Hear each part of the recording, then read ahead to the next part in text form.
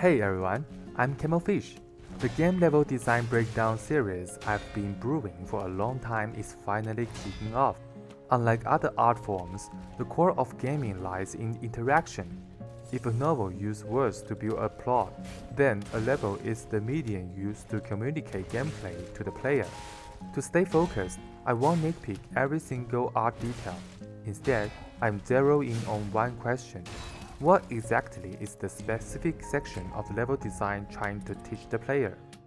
For the first stop in this series, let's talk about the tutorial level in the Light of P, Krat Central Station. As a tutorial level, Krat Station used about a 15-minute playthrough, 12 basic mobs, 1 edit enemy, and a brilliantly crafted 3-dimension space to subtly teach the player basic combat, item interaction, shortcut logic, perfect guards, and backstabbing. The player wakes up in the train car, going from knowing absolutely nothing to getting their first glimpse of this chaotic world. Right after picking up your weapon, the game immediately setting up 2 basic mobs for you to practice on. The path is straightforward and direct with 0 distraction. Then, a conspicuous glowing light guides the player to pick up an item. Upon entering the station interior, the game hands you some healing items. Meanwhile, the locked door on the right hints at the imposing presence of a boss behind it, planting the seed for a future shortcut tutorial. Next up is a multi-mob encounter. Out of the 3 mobs here, 1 engages you directly, while the other 2 slowly get up from the ground. This time delay gives new players a buffer window to figure out how to handle multiple targets. The exit door is right in front of you, but the game tells you that you need a key. At this point, the only available path on the right naturally guides the player forward. Here, ranged enemies are introduced, paired with melee mobs to run interference. Players generally have 3 ways to approach this. 1. Rush in to burn out the ranged mobs, then deal with the melee. 2. Tank the ranged shot and focus on the melee first. 3.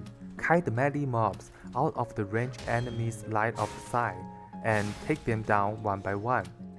Since the melee mob have a long wind-up animation before their growth, rushing in to quickly take out the ranged mob is undoubtedly the optimal play. The thrill of making snap decisions based on observation mid-combat is exactly the charm of action games.